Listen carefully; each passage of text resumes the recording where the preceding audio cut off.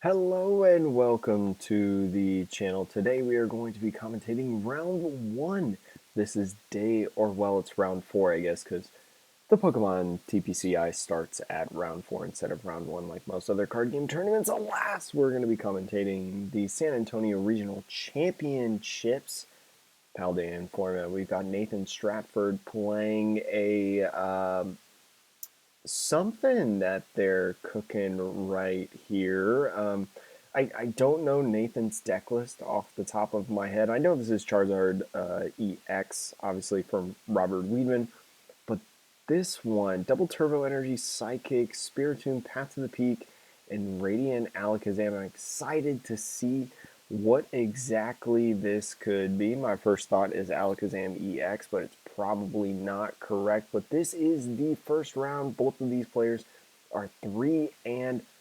So first round of the stream, first round of the tournament. I'm excited to kick this off. I just want to make this clear, do not own the rights to this content. Oh, it could be, no, it wouldn't be Giratina VSTAR.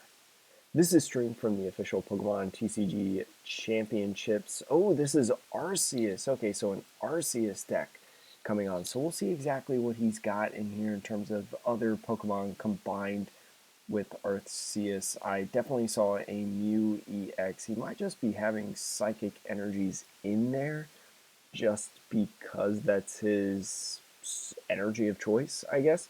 You kind of do a couple different things alongside of it. I believe there's another Pokemon in there, but I'm not 100% sure what it exactly is. He's got an Avery in his hand as well, but going first, turn 1, you're not going to be able to use a supporter. If the best thing you can use is probably like Squawkabilly, which he does not play. He just gets the Arceus down. The thing that you do want to use in these Arceus decks, you want to have an Arceus and you want to have a turn 1 attachment, and that's exactly what he's doing. He's got the V-Star in his hand. He's got another attachment to be attacking turn 2. It looks to be a pretty good start for Nathan Stratford. We'll see what's in his Arceus toolbox later as Robert Weedman gets the turn 1 Arven, which is basically going to be a turn 1 battle VIP pass, along with probably like a 4 Sealstone or something like that right now, just sorting through the deck.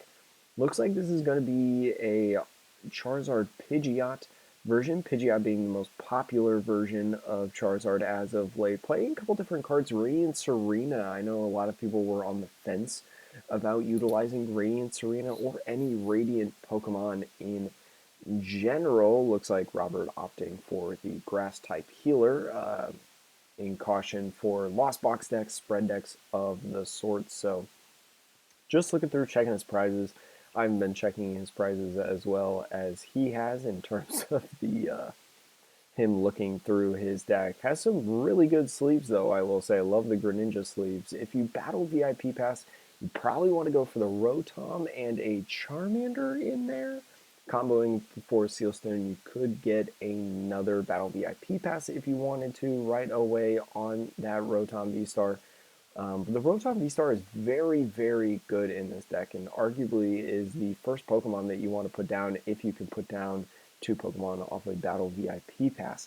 Because that draw 3 card ability, even though it ends your turn, is just so strong in getting your game plan started. So Robert just checking through the rest of his deck, making sure he knows what he wants, and he's put down a third Pokemon with that level ball, opting to grab a Pidgey. So really good start as well for Robert Weedman. He is going to attach that and use the V-Star marker. Is he going to opt for another VIP pass right now? He is.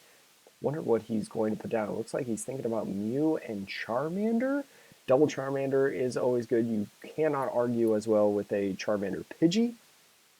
Although I don't think Mew is too bad looking at that hand. You know, you definitely do not want to be in a spot where you don't have Rare Candy next turn, whether that's Rare Candy Pidgeot or Rare Candy Charmander, and it looks like he's going to go for that. I think Celebrations Mew is a very fine pick in this. I think having 2 Charmanders on the field is very, very good. in this. I definitely agree in the fact of picking 2 Charmanders up instead of 2 Pidgeys. Pidgey, you can kind of go without for a little bit. Your game plan does fall apart as Charizard EX, so you want to make sure that thing survives. But until you can get Manaphy off the field or that Mew because they get knocked out or something like that, that's just how it's going to be. They do have an escape rope in hand, which is very, very good. I would definitely go ahead, use that escape rope, get that Celebrations Mew up in the active, and potentially maybe leave this Arceus stuck. They've already committed to 1 Arceus V, and now they have another one through the active that doesn't have energies. They'll probably be attacking with the 1. So maybe getting that one stuck as you continue to set up, and Mew doing exactly what it needed to do, getting that rare candy, and then Robert Weedman is off to the races.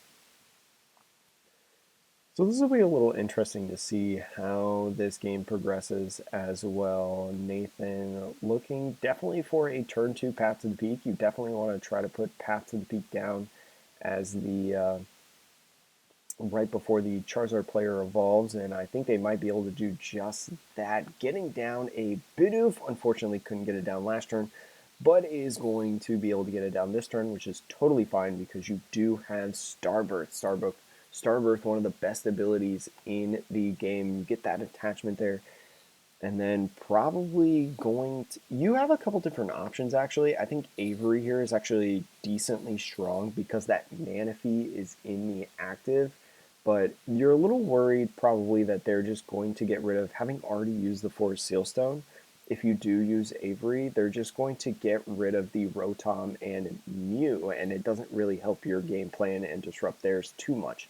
So bringing up that Charmander, they are going to be able to get a knockout, and they're just going to go for the knockout right here. Okay, really interesting by Nathan, not opting to use the Starbirth to go get a Path to the Peak or anything like that. There's nothing to note that, you know, there's a stadium in Robert's hand, just opting to go in. And you know what? I don't actually hate this play too much.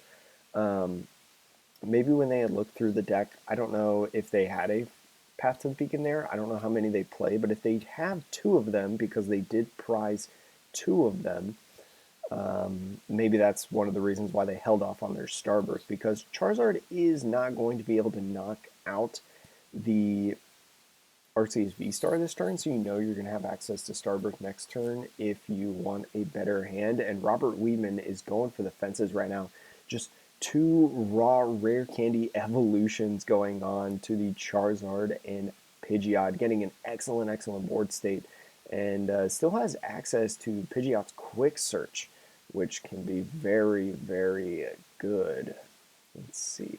And so obviously they're going to be attacking the Charizard because they don't really attack with any other Pokemon in the deck. They're definitely going to want to put another Charizard down on the field, but they may delay it a turn because I don't think they're super worried about their Charizard being knocked out at the end of this turn, but we'll see how they play it out. They do go ahead, use the Mew Mysterious Tail before they get out of the active. The Battle VIP Pass, they don't really have any good items there because their other Charizard did get knocked out, but they are going to Rare Candy. I'd be interested to see if a Quick Search would go and get a Charmander.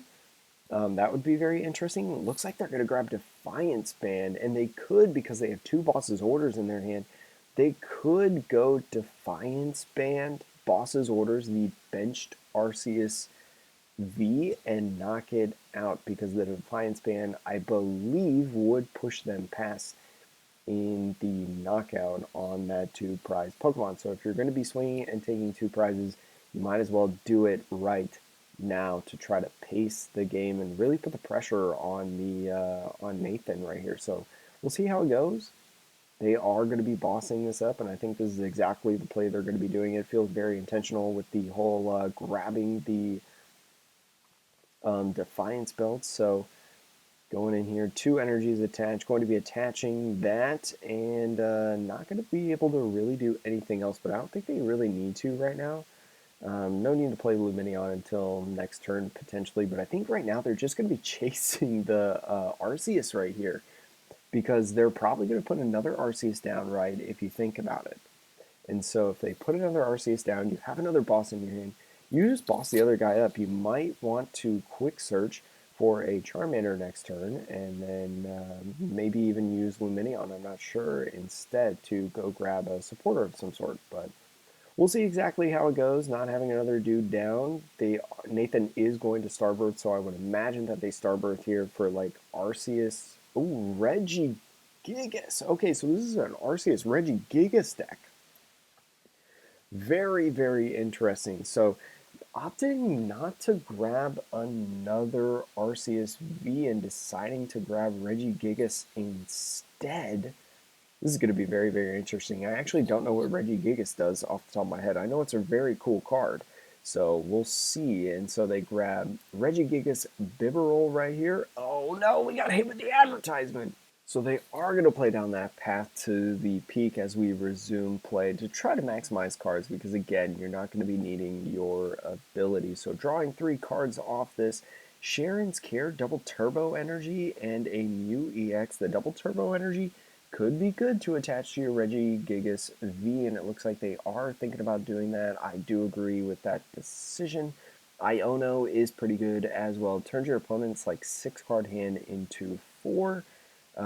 5 going into their turn, really, and so you still get to disrupt, get to draw a good amount of cards. They do have Counter Catcher in their hand, which is a dead card at this point. You are going to get a Nest Ball, maybe to grab another Bidoof down, but I wouldn't also be surprised maybe. Well, Regigigas is having 240 HP. That means Charizard EX, even with another boss, is not going to knock it out. So you may not be too worried about that, but Angry Whack could do a ton of damage. They boss up that Regigigas V. You could just keep it a V and just absolutely whack with that 3 energy cost. 100 plus, this attack does 10 more damage for each damage counter on this Pokemon. Now this Pokemon is confused. That can really wallop a Pokemon if you're not careful. So it wouldn't surprise me if Robert Weedman maybe did that, not considering that option and hyper-focusing on the Regigigas. But if I had to take a guess with Robert Weedman, I feel like they probably just go into this Arceus V-Star, because Arceus V-Star is probably the immediate threat that you want to deal with right now, because it accelerates the energies on the Regigigas. So we'll see how it goes, playing his own Iono and finding a lost city, so activating his abilities again to be able to quick search. Definitely a very, very good option. And if Nathan Stratford only plays 2 Path to the Peaks, and both of them were prized, and that means that he's got to take a knockout in order for another one to hit the field and stop these quick searches, stop this engine from running, the strong Charizard engine. There were a lot of Charizard players and a lot of good Charizard players at the San Antonio Regional Championships. Definitely the one of the top performing decks of the event. So we'll see exactly how this goes. I hope it continues to stay kind of close with Nathan Stratford and Robert Weedman's best of 3, because I do love to see wacky, wild decks like Regigigas V-Star. Definitely a underdog. And when you start 3-0, it's not too bad. But 2 is at 3-4 cards in the hand. Does have 1 Charmander. We'll put that little guy down there. And then thinking about using the Ultra Ball, it does get rid of the other 2 cards in your hand. Probably just opting to hold it at this point, because you're not like evolving at all, and you can't put any Pokemon down on the field this turn because your bench is full. So just going in for an attack of 220 damage, I think. 210. Yeah, 200 to, wait, okay, quick math. 210, 240 damage. Oh, so if he did have a boss, he would have been able to knock out the Regigigas. So very, very good Iona that Nathan Stratford had done. Very, very good job. And Nathan Stratford playing the Box of Disaster. Okay, this deck is so interesting. I feel like getting rid of that Defiance band, very, very nice. You probably think it's a 1 of or maybe a 2 of. in the deck, but getting rid of one in general is always really, really good, especially when you're going to be knocking out their only Charizard. You do draw into the first Regigigas VSTAR off the first Bibarel, and so the Mew EX in the game now. I think you're probably thinking about lost zoning the Mew EX, maybe get rid of the 4 Sealstone, or maybe the Lost City, one of the two, opting for the Iono instead. Don't know if Mew is the best to have like in this game because it can get so easily knocked out by Charizard, especially in the early game, but going to be hyper focusing on the baby Charmander's just really dancing around this other Charizard, maybe trying to minimize its damage output to avoid getting a one-hit KO on the Regigigas. So very interesting gameplay. You do have a Turbo Energy, or I'm sorry, Jet Energy, opting not to use it and just not even having energy, saying, you know what, I'm not even going to look through this, I'll just shuffle it up.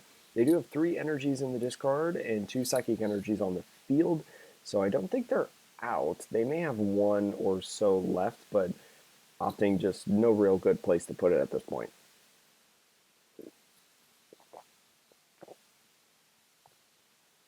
Did take another knockout there, now going into the Arvin. Arvin now going to be grabbing a item and also a tool card. So looking to grab Super Rod, probably to put back those Charmanders. I don't think they have another. No, they have. Do they have one more Charmander? That might have been a Charmeleon in the deck. But either way, they're going to need to grab a Charmander here soon, because as soon as this Charizard goes down, if they don't have another Charmander, it's going to be double trouble. So wouldn't surprise me, 2 Charmanders and a energy, very, very nice. And I think they do still have Quick Search. They also have Ultra Ball, but Ultra Ball awaying a Charizard EX feels really bad. So I feel like Robert Weedman is really dancing around a tightrope here in terms of their game plan. They really need like the Charmander to survive, but there's also this idea that every Charmander that continuously hits, that's just another swing by the Charizard EX. And the Charizard EX is going to be doing 240 damage now based on the amount of prizes that Stratford has taken. So although not one-hit KOs, it is going to build up the damage very, very soon. So you do have to be careful about that and try to dance around that. The Charizard EX is going to be hitting into the RCSV with 2 prizes to go, and now here comes Regigigas. Regigigas with the Giga Impact, 230 damage during this next turn. This Pokemon can't attack. Definitely a cleanup Pokemon. And now Spiritomb coming down, blocking the Luminions that could go in, and then also Path to the Peak. So double hit for the abilities and the Charizard game plan, but Nathan Stratford doing the Pat Spiritomb Iono play to really set their opponent. Now, Weedman does get a boss right here, so could kind of trap something in the active. The Regigigas player Ultra Balling going to be fighting a Skwovet. Skwovet really, really good in combination with Bibarel. It's something that we haven't seen too often, but we have seen sparks of since its release. Very, very good, I will say. So very exciting to ditch your hand, get 1 card, and then Bibarel to fill up your hand back to 5. So really, really good drawing through your deck to be able to find the pieces that you need. And it looks like, just searching through the deck real quick, not going to be grabbing anything off this nest ball. And so my curious thing about the Regigigas and its game plan, so yeah, you can hit for 230 in a turn, but what do you do after this? Like, you have to switch, right? Like, you do have to switch some cards. You're technically only doing 210 because of the double turbo, but maybe with the Box of Disaster, you take that 210 and you put that damage like on a different dude and see where it goes from there. But I'm going to be using the Mysterious Tail Mew. I think Weedman is thinking about potentially just leaving this Mew in the active because he did promote, I believe, the Pidgeot. So can't retreat anymore. Haven't seen a ton of switch cards in his deck, and so going to be playing that level ball to ensure that a Charmander will stay on the field next turn unless some crazy shenanigans happens. So we'll see if he's going to be able to evolve in the coming turn.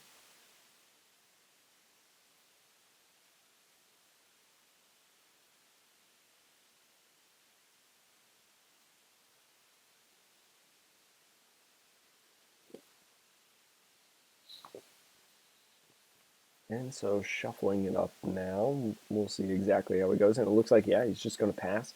The Regigigas cannot attack, but with the double turbo, oh my gosh. I forgot about the jet energy. You jet energy to Skwovet, and then you retreat into the Regigigas, and you just constantly do that. Oh my gosh, such a huge brain play. I can't wait to see it after this advertisement. And so here we go. Let's see. You can do either the Spiritomb or the Squova. It doesn't really matter that much, but this is such a sick play. I didn't even think about this. And I don't even know if we like showcased at any point through like the Discord pile and stuff about a jet energy. So attaching the choice belt to the Spiritomb to be able to draw another card off of the first Bibarel, going to be discarding a Arceus VSTAR and a energy to look for a Pokemon. Probably just going to grab something that you could just get out of the deck. It looks like it's going to be a Zacian V. Zacian would be a very interesting attacker as well. And so I'm going to just grab Arceus V-Star and then use an Ultra Ball and say no thanks to be able to get a fresh 5 new cards off of the Bibarel. Very, very cool game plan going on right now for Nathan Stratford. Has he used a supporter yet, actually? I don't even know. I didn't even think about it until after the ad break. Could get a boss and knock out a Charizard. Could also do Pidgeot. It looks like he's got boss right there. Grabbing the Rotom V to win game 1. Knocking out that Rotom V with the Regigigas. Such a sick deck, dude, with the jet energy. Holy smokes. Let's get into game 2.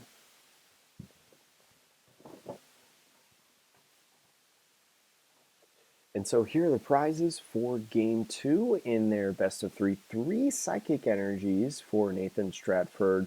Might not be the biggest of deals. It seems a little scary, but again, all you need on turn 1, RCSV, attach. That's it. And so you've got an S-Ball, so you can get an RCSV in there. I did not see the rest of his hand, so I don't know if he has an energy in there. But again, that's all you need turn 1. That's especially when you're going first, because Robert Weedman playing Charizard EX wants to go second with this deck. You've got a pretty decent game plan going on right now, especially with RCSV right here. Well, you're going to actually have to retreat the Jirachi somehow, and I don't know how you're going to do it, so maybe actually this is not the best position ever, but could be worse.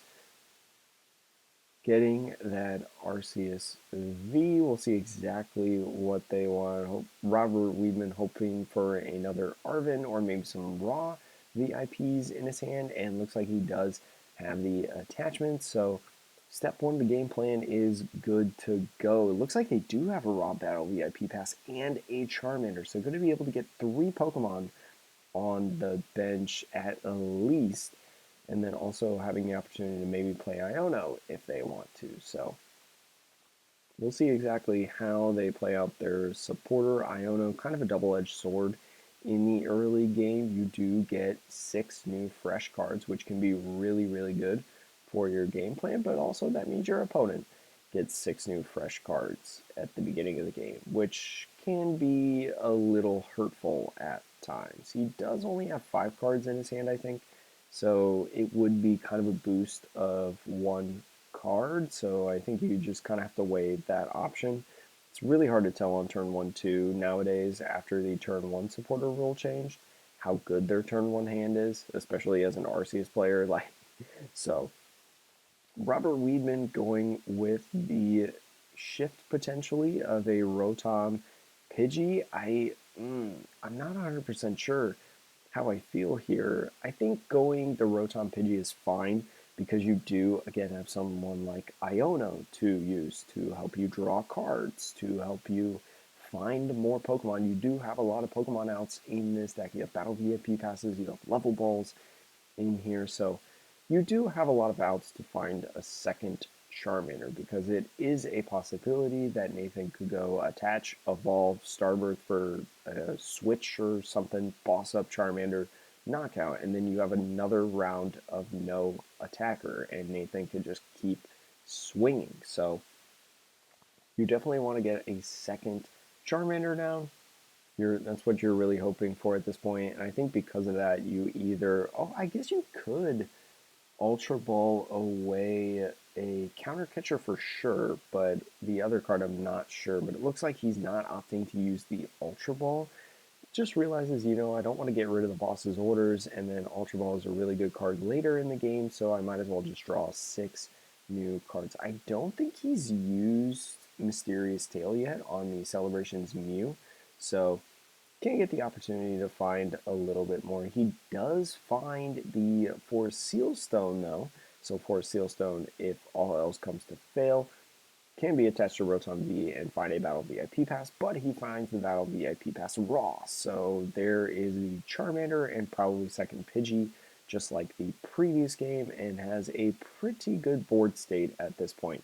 Changing his game plan up a little bit, though, potentially, is eyeing up 2 Charmanders to get 3 in total, and that is very interesting in terms of his change of game plan. If he does do that, it looks like he's changing his mind potentially, um, because we did see that he kind of like ran out of Charmanders at some point in the game. He did prize a Pidgey, so I don't know if he placed 3 Pidgeys, but if he only has 2, then his only option really that is good is probably Charmander. So looks like he's just going double Charmander in there.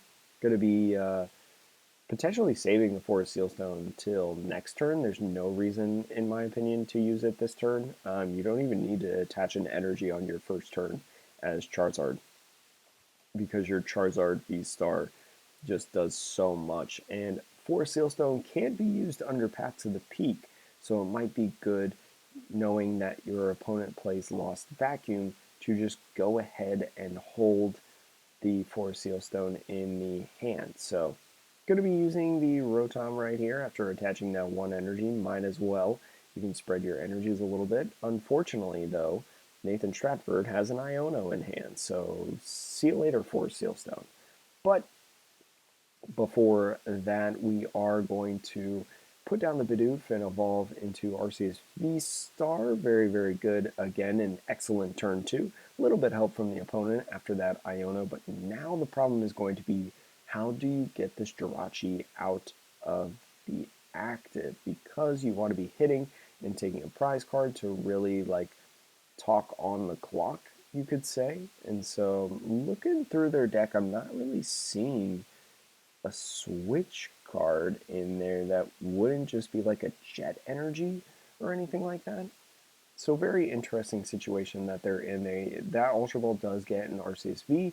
We do remember in the other game that they played, the first game that Nathan actually lost, his Arceus V that he had on the bench got knocked out on Robert Weedman's second turn by the Charizard EX. So could be interesting to see how this goes. There is going to be a attach of a Choice Belt and then an Iono. So as I mentioned before, bye-bye for Sealstone, but for the good news of Robert Weedman, he does play a ton of Arvins, so there's a pretty good chance that he's going to get an Arvin here on the second turn, which could also find him Rare Candy, which could be very, very good for his gameplay, because he did not have one before. Oh, he does play an Escape Rope. Plays the old Play Pokemon promo, Reverse Hollow Escape Rope. That's why I didn't notice it. It's a little bit different of an art than I'm used to with the Battle Styles one that they're showing on screen. But the Escape Rope going to be getting a valuable Pokemon for sure, and it looks like he's going to bring up the Rotom V. Now, very interesting that he brought up the Rotom V because the Choice Belt was put on. So the Choice Belt going to be doing enough damage to take a knockout because the amount that it was doing without the Choice Belt is 180, but now going to be doing 210. Going to be taking 2 prizes off of this, but if you're Robert Weedman, maybe you do want that because that makes your game plan a little bit easier with Charizard because now you're just doing 240 damage instead of 210 without any damage modifiers. So very interesting choice to not call up like Charizard or something like that. Or I'm sorry, Charmander, one of his 3 Charmanders on the field, but maybe a little bit scared to give up his Charmanders after last game. So we'll see exactly how it goes. The 2 energies going on to that Arceus V and taking his 2 prizes. Going to be going into Robert's turn. Robert does have Arvin and Rare Candy and Charizard and another Rare Candy in the hand. So this hand is actually insane.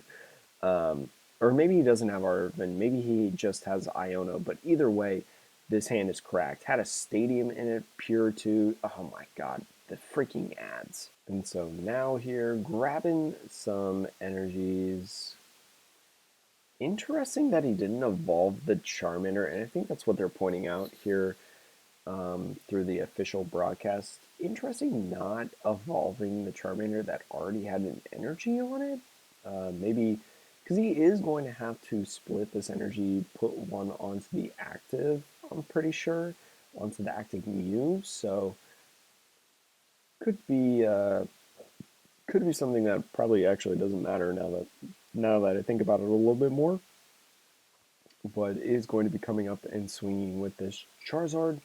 So attach one to the Mew, attach to Charizard. They do have a boss in hand, so they could go ahead with the same game plan and knock out the Arceus V if they wanted to. The Arceus maybe doing a boss knockout on a little 1 prizer could put them to 270 in terms of raw damage, and then the Defiance Band pushes them over. So could be a really, really interesting sequence of events in back-to-back knockouts, but they've got an Ultra Ball here, thinking about what they want to discard, probably going to be evolving into Pidgeot, I would say, and that is look like going to be their choice Pokemon, Pidgeot EX, to be able to use Quick Search and turn that on because Quick Search is cracked. It was in 2010. It is in 2023, so going to be using that. Going to be interesting as well what they decide to get. I wonder if it's going to be the. I guess it could be a Defiance Band. I think that was a Lost City. I don't know. They flicked it really easily, so we'll see when they start shuffling up their hand again. I just love those sleeves again. So cool. And it looks like it is going to be the Lost City. So just really preparing for a stadium next turn. I think they're expecting another Path to the Peak. So going to be bossing up this Arceus V to get knocked out by the Charizard. Charizard doing 240 damage because of that first turn Rotom KO. And so now, because of Lost City going into there, now they have the Nest Ball. So could be very, very interesting. Definitely going to be grabbing Regigigas, I think, at this point, but also playing down another Arceus. So I don't know exactly how I feel about Raw playing that Arceus there, because the Arceus is just another prime target, right? It's a smaller body that can get KO'd. Looks like they're opting for the Nest Ball to be another Skwovet, and so really just trying to cycle this hand after they make some plays. Your opponent doesn't really have any tool cards, so the Lost Vacuum probably not going to do too much, but opting to use Starbirth at this point, definitely grabbing Path to the Peak.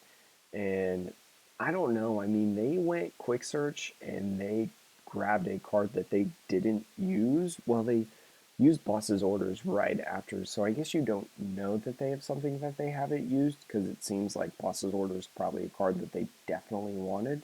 So we'll see exactly how this turns out, but grabbing a Bibarel, grabbing the Path to the Peak, as well, two very, very good cards in trying to maintain this game plan. And so now we've got Path to the Peak coming down, stopping that Lost City, and evolving to Bibarel to draw some cards. I don't think you've attached an energy yet. Why would you not attach an energy before doing the Squovit? Opting to immediately play the Nest Ball, finding Radiant Alakazam. Radiant Alakazam, very interesting, because you are going to be two-shotting stuff, so it does make sense that you would just like move some of the damage that you place on your opponent's Pokemon if you wanted to some of the smaller bodies like Mew.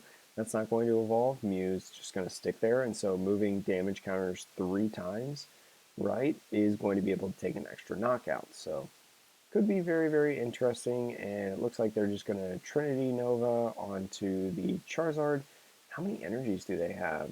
Just attaching one to that Arceus, and again, I don't know how much I don't like. I guess, yeah, I don't know how much I like not attaching an energy to the RCSV, because they had multiple opportunities to attach that RCSV from hand. So they must know something that I don't at this point. I'm not 100% sure, but we'll see how it plays out for him. As Robert Weedman bounces the stadium right away, go ahead and I believe is using Quick Search at this point to try to find whatever they want at this point. I think, yeah, you definitely go for another supporter right here because you don't have a lot going on in hand.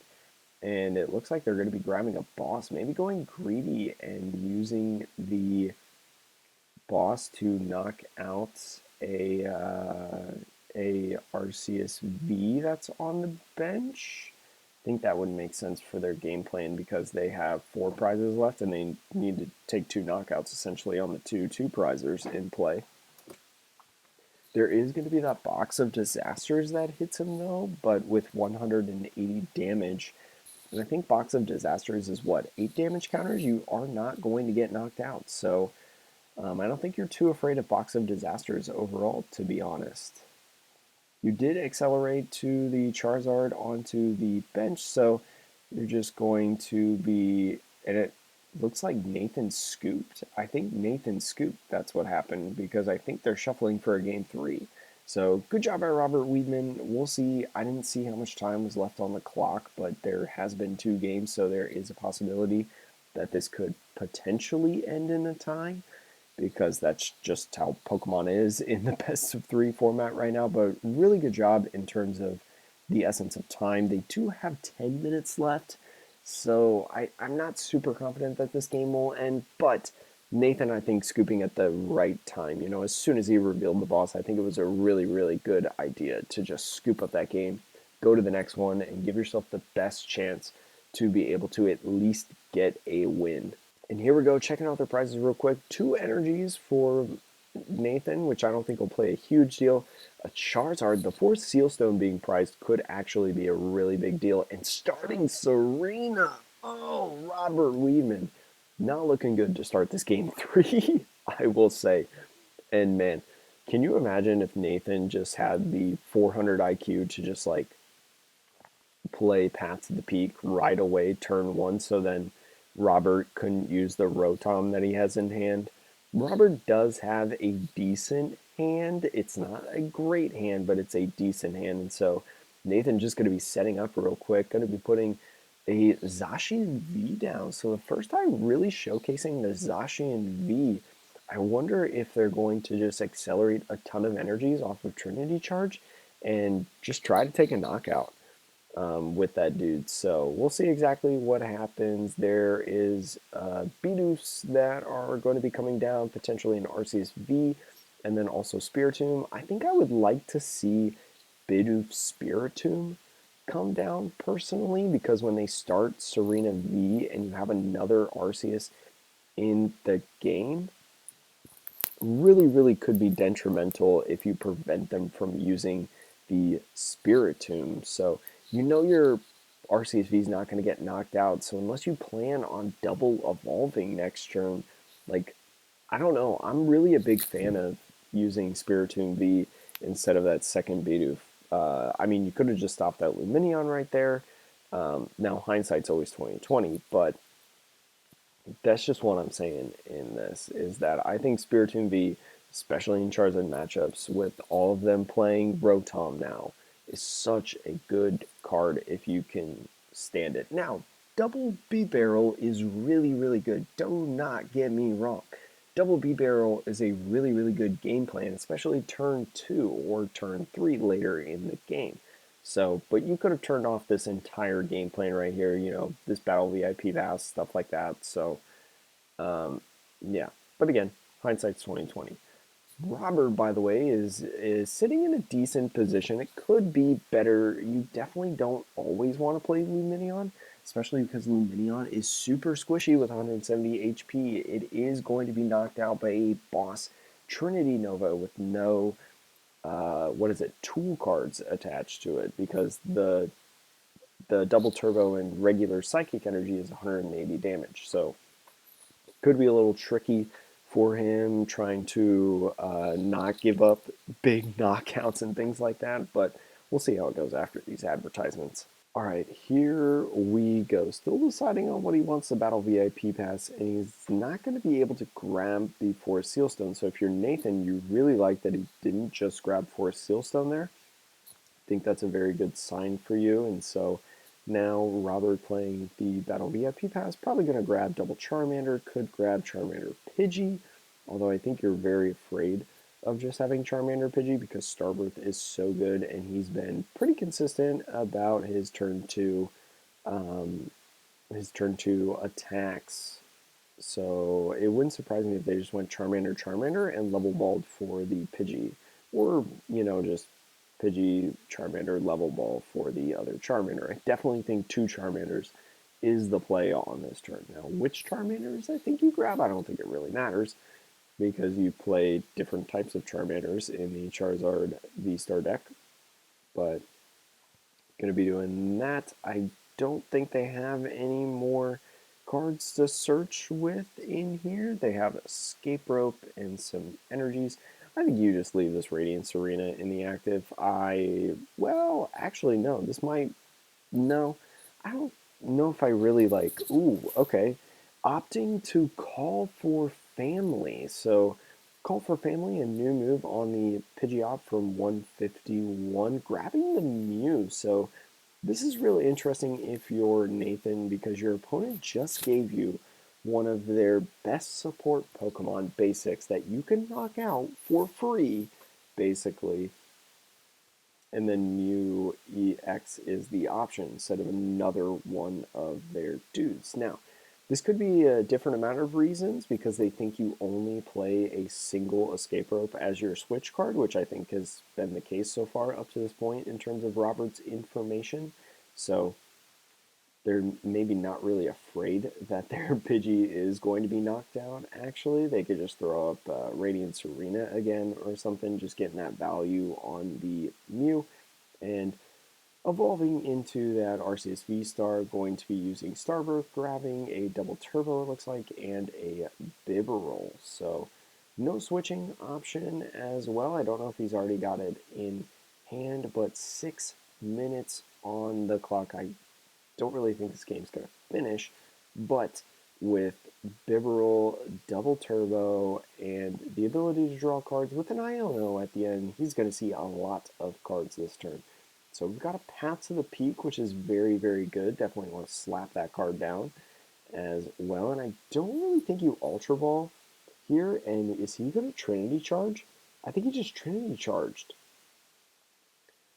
Okay, not even playing the Iono at this point. The Escape Rope is prized, so that's probably why he didn't try to dig too much harder for it. He knew that this RCSV was not leaving the active because his one switching out was prize. So, you know what? I don't really hate his idea then of just leaving that there because you could only switch one time as the Charizard players. So, switching in, if they put the Mew down, and they probably don't have rare candy in hand. They do find rare candy though in this moment, but gonna be using it probably to evolve the Pidgeot, but then where do you go from there? You probably go like into an Iona, which I don't think Nathan would hate at this point. Do you go with actually, yeah, what else do you go with? I'm not 100% sure. Interesting as well, um, the position that he's in. Going to be attaching it to this Charmeleon that he evolved into. Just going to be hanging back, it looks like, for this turn and just passed because he can't use quick search. And so just going to be chilling out, hanging out in this spot. Going to be looking like a tough hand, not going to lie. So the good news is if he top decks a way to get a Charizard EX, he will be able to attack and try to keep up the damage, you know, stuff that's going on right now. But this is Nathan's game to win at this point. He's got two Bibarels set up. All he needs to find is a Arceus VSTAR. He's got an Iono. He doesn't really want to give a fresh hand, but this hand, he cannot move with it. He is not doing anything. So he's going to be... And I actually kind of like this play. I don't like this part, though. Well, maybe I do. Maybe I don't. I'm not 100% sure. Actually, he had another double turbo, so he's just trying to thin out his hand. I don't hate this play now that I think about it more. Going to be attacking the Charmeleon to force him to get another rare candy to be able to evolve his Charmander if he wants to attack. He doesn't have Stadium, so it's going to be really, really tough to do that, and he's really trying to play fast at this point. Did find another Arceus V-Star to evolve, so he's got another one on the docket that's fresh, and he top decked the Charizard EX. Oh my god, I actually called it. So that really hurts. Really good play then at that point in hindsight by Nathan. Nathan had no idea that that was going to be, his top deck, but ended up working out for him a ton. So Robert, again, not in a very good position. Going to be looking potentially to stall with a counter catcher on probably Bibarel. They've attached a double turbo twice in this game, so you're like, they don't have too many more. So just going to be, bringing up the Zacian V. That's interesting because Zacian V only has one retreat cost, but going to be using the Jet Energy to bring up that Arceus V right there. Going to be drawing a couple cards, and I don't know, like, honestly, if I'm Nathan, like, yeah, I'm just attacking kind of as fast as possible. Obviously, trying to build the best game plan I want, but not thinking too much. There's 2 minutes left on the clock. He might not know there's 2 minutes left on the clock, though. He knows that there's not a lot of time, and so Robert sitting, facing, what is it, 4 prizes to 6. Not looking good at all. Can't really do anything. Just going to be retreating probably this Pidgeot into a different Pokemon. And so if I was Robert, I'd probably retreat into the Radiant Serena. I think you're okay giving that Pokemon up. Is that or the Pidgeot going to be promoting the Charmander? He's going to be using Charmander to get rid of the Stadium on that first attack, but yeah, this is tough. I don't know how you get back from this if you're Robert, opting to get rid of the Stadium, and now Nathan's got a full bench, just going to be taking that Charmander. That sequence of turns taking less than a minute, thankfully. So Nathan still needing 3 prizes. That's the problem with this game plan, is that he still needs 3 prizes to go, but he is going to be in a situation where, like, he could be turn 0, and then he's got another turn. He's going to have at least 2 turns if Robert is going to be turn 0. So I don't know if he can take 3 prizes off of 2 turns because he can't really KO Pidgeot at this point. I think you've committed too many Psychic Energies elsewhere and not to the Zacian V to be able to do that. I don't even know if you play that many Psychic Energies, but Robert's got to be playing for the tie at this point. So Robert opting for the Iono, getting Nathan to draw 3. Robert going to be drawing 6. So looking at his hand now, 24 seconds. Going to be playing down that Charmander probably, I would think. Going to be using Charmander and then probably just using Ultra Ball to get rid of those 2 Battle VIP passes, if I had to take a guess. That's what I would do at least. Yeah, just get them out of your hand. You know your opponent plays Iono, so you don't want those in the deck at all. So what do you grab if you're Robert right now? You can't grab Charmeleon. You could grab the Charizard just to have in your hand, I guess, to hold on to. So the clock has run out. Players have probably been informed that Robert is turn 0 at this point.